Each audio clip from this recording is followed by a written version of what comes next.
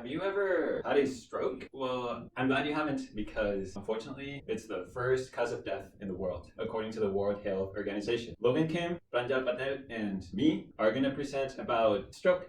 It would be great if we could prevent stroke, right? So our objective is to find correlations between stroke and what causes stroke. There are certain variables that we might want to take a look into because we think that there's a high correlation such as age. So the older you are, you might be more at risk of having a stroke. Body mass index, it might increase the chances of having a stroke, either if you are a smoker or if you're not, and other variables. According to the medical research, there's two types of strokes. One is ischemic stroke and second one is hemorrhagic stroke. So first one, ischemic stroke, happens when the brain blood vessels become narrow or blocked. The blocked or narrow blood vessels are caused by the fatty deposits. And second one, hemorrhagic stroke, happens when the blood vessel in the brain leaks and ruptures. The factors related to hemorrhagic include uncontrolled high blood pressure. With the previous literature and another literature, we just found that there's tons of factors that cause a stroke. Like for example, the being overweight, diabetes, and age, lots of there. But based on our data, we just picked 5 important factors: smoking, high cholesterol, and age, sex, and hormones. And from other literature, we just find that hormone and high cholesterol has high related to glucose. And we'll compare these factors with the stroke. So for the data set, we have a data from the year 2020, which shows the health condition of the population. So the number of attributes here are 5,110, and we have a total of 12 attributes in this. The record is from one of the hospitals, the patient records, and we have divided the data into like different categories, so the female population and the male population. For example, the age we have divided into different subgroups, like adults, seniors, teenagers, and children. The limitation for this data is we are assuming this to be a representation of the whole population, but it might be a flawed assumption. And also, these are only from a particular hospital, so it's not general data, but specific to a particular location. So for the pre-processing of the data, we have the attributes of age, diabetes, and the blood sugar level. So depending on the age, we have divided them into different categories. Like less than 12 would be children, and teenagers, adults, elders, and senior citizens. For diabetes, we have divided them according to the blood sugar level. So anyone who has less than 70, it's hypoglycemia. Between 70 to 125, they're normal. Between 125 to 200 is a pre-diabetic condition, and more than 200 is a diabetic condition. Also for the BMI, less than 18.5 would be an underweight, between 18.5 to 25 is a normal, obesity, and extreme obesity. We have divided them into different categories. For the methodology, we are using 4. The first one is the data visualization. We are making charts and graphs of the data that we have to see how the variables are distributed. Then we are going over the hypothesis testing to see general medical condition of the population. Then we are doing the regression to see the correlation between the variables, and finally the chi-square test to see which variables can be used as a predictor for a patient getting a stroke. Okay, so for the first one, we have the 4 general conditions, that is the marital status, the age distribution, the place of residence, and the work sector of the general population. And we have the different graphs for them. These 4 graphs, they show the health condition of the population. So we have the history, whether a person has hypertension, if the patient has a history of having a heart disease, or if he has a obese condition, and finally whether the person has had a stroke before or if he hasn't had a stroke before. So for the hypothesis testing, we are taking 2 of the variables. The first variable that we consider is the body mass index, and the second one is glucose level. So these 2 are continuous variables. For the null hypothesis, we assume that the population has healthy range, and for the alternate hypothesis, we take them as the population being in an unhealthy range. Since we do not have the total population sample, the mean and standard deviation for the whole population, we are using the t-stat method for this instead of the z-score method. So for the result of the t-stat analysis, or the hypothesis testing, we got that the p-value for the glucose level is 1, whereas the p-value for the BMI of the population is a very small number. So we can say that the population has healthy BMI, but they do not have a healthy glucose level. So for the next part, we'll use the linear regression for analysis. So as you know guys, so basic concept of our linear regression is to find the patterns and predict the chance of the stroke based on the conditions. And there's 2 types of variables, x variables and y variables. And our x variables include age, glucose level, BMI, and smoking. And our y variables include hypertension, heart disease, and finally, stroke. So before we conduct the main analysis, we just want to know, is there any relationship between x variables? So we just did the analysis like this. And as you can see that the maximum R square of analysis of x variables is 0.163, which is way lower to say that there's any relationship between the variables.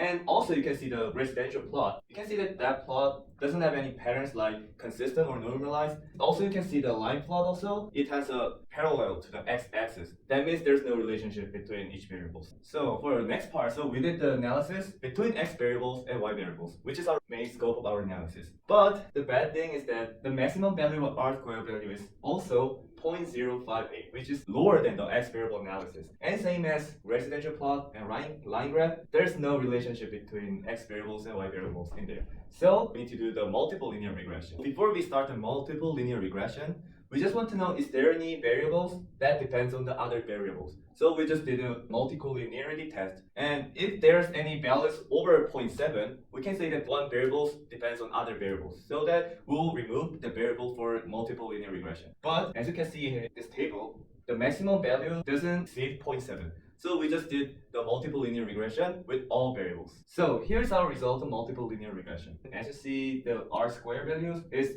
0.061 something, which is lower, and it's hard to say that there's relationship with any variables. So even if we use some of the variables to increase the r values, we decide that it's hard to get high r square value like 0.4 and 0.5 like this. So that's why we just started thinking about chi-square testing.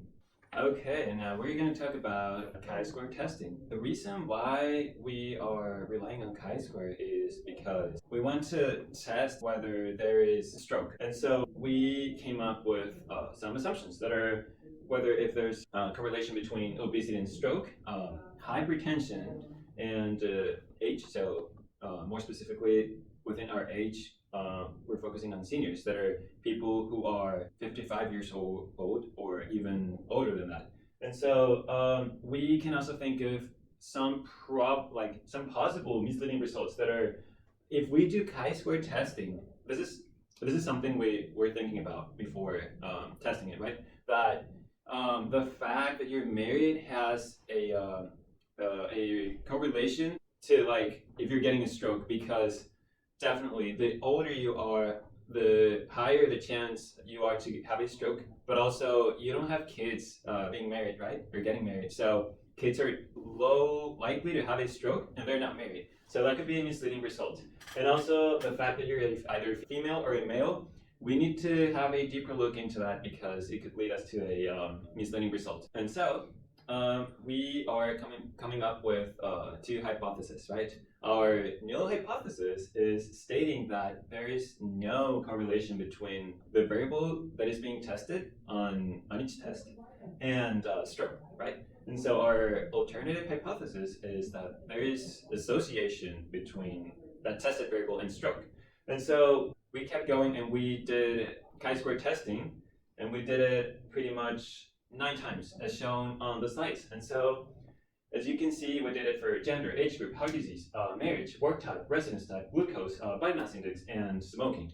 And we got values that are showing that there is no association between those 7 variables that are not highlighted in black color on the screen, and the ones that are associated somehow to stroke are 2, gender and residence type. And you can see the chi-square value. A little bit more about what we found is that from gender, right? Our numbers are showing that men are more likely to have a stroke than female. And also for residence type, more specifically, our numbers and our data is showing that people that live in urban areas are more likely to have a stroke compared to people who live in rural areas. Let's not forget that for this chi-square testing, we took a level of significance of 0.05.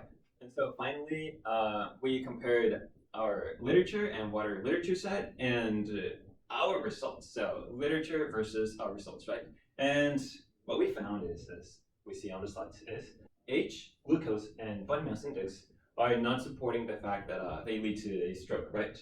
But then sex is related, and that pretty much is the same result that we found on our literature, right? But things that we didn't find in our literature, but we found in our data and in our chi-square tests, were that the place of residence influences probability of having a stroke. So that was a really interesting conclusion. And now we got the data set from a source, but we're not sure if that information is 100% accurate or if it's real. but it could be like a really interesting conclusion, right? Having residence type and stroke highly associated or correlated. And so factors that didn't support that, according to our tests and also literature, right, are hypertension, heart condition, smoking, and marital status. And so what do we have for recommendations? One is that, this is further scope, right? We could probably come up with a decision tree that could split all of our possible outcomes for each variable. So it could be something like, are you a female or a male? And then it could be broken down into more branches to try to predict the possibility or probability of having a stroke. So that could be done. Also, deep learning, it could be performed to predict the probability as well that a specific person has of having a stroke. And so our future work would probably take into account more variables in our data set, and also that would require us to get a bigger sample, right? Because they both go hand in hand. And finally, thank you so much for your attention and for staying with us, and hope